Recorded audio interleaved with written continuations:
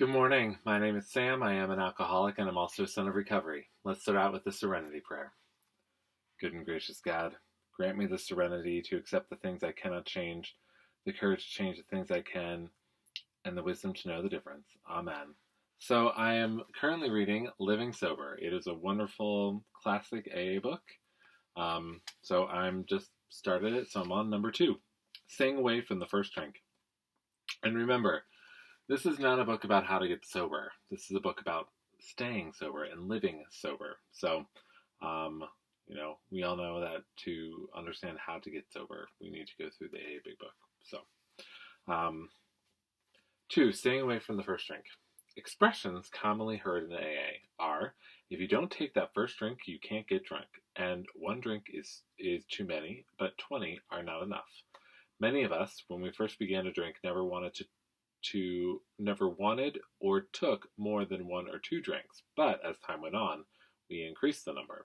Then, in later years, we found ourselves drinking more and more, some of us getting and staying very drunk. Maybe our condition didn't always show in our speech or our gait, but by this time we were never actually sober. If that bothered us too much, we would cut down or try to limit ourselves to just 1 or 2, or switch from hard liquor to beer or wine.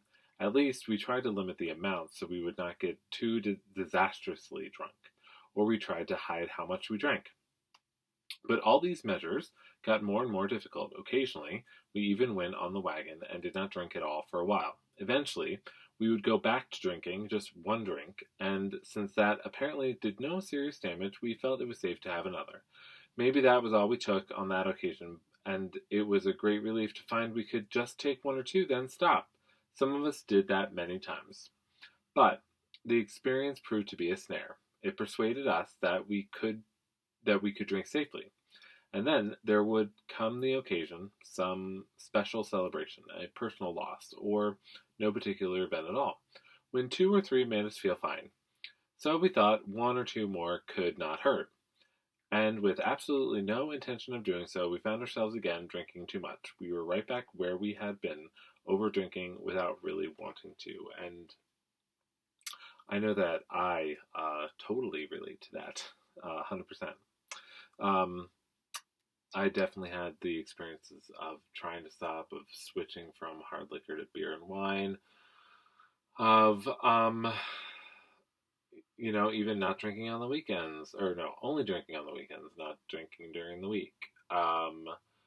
Only drinking when we were out, not having anything out, all the things. I tried it all. So, such repeated experiences have forced us to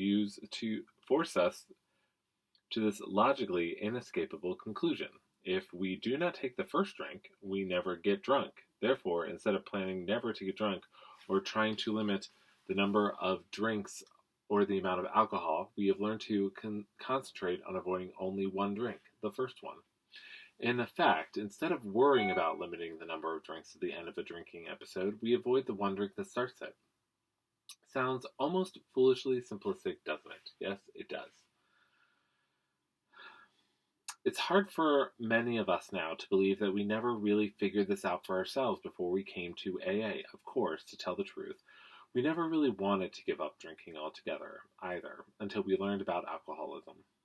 But the main point is, we know now that this is what works. Instead of trying to figure out how many we could handle, 4, 6, a dozen, we remember, just don't pick up that first drink.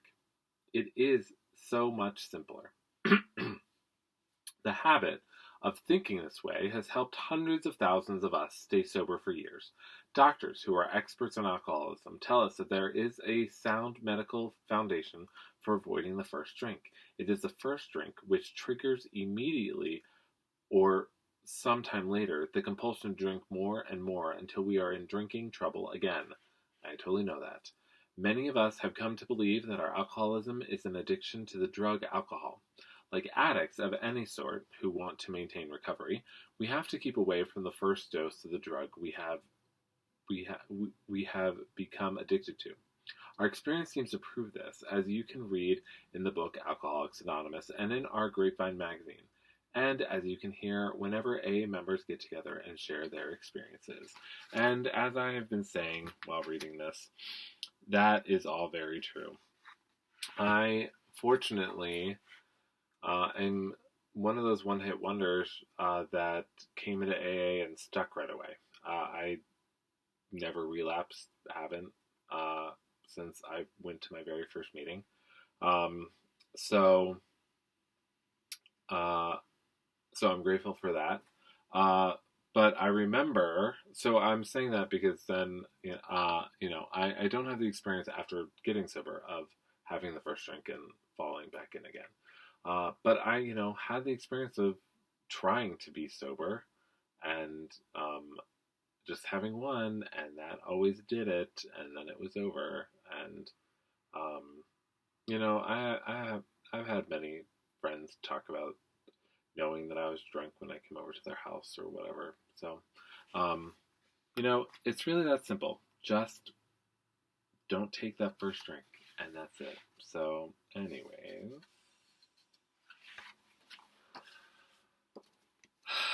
today.